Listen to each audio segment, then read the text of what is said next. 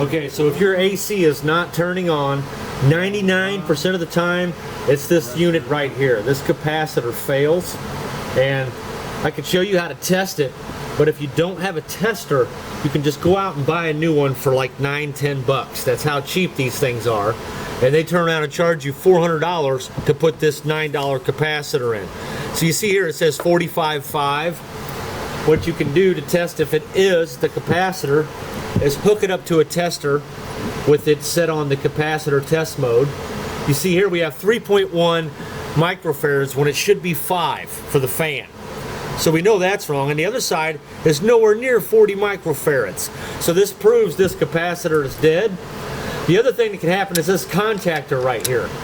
This contactor is the other 1% of the time that the air conditioner will not turn on. As this thing fails, it's also like a cheap $25 part that they charge you hundreds of dollars to replace. So those are your two main killers. So take this to your local HVAC commercial supplier, and they will typically sell you one of these things for like 10 bucks. So there you go. You can see there, this thing's running fine.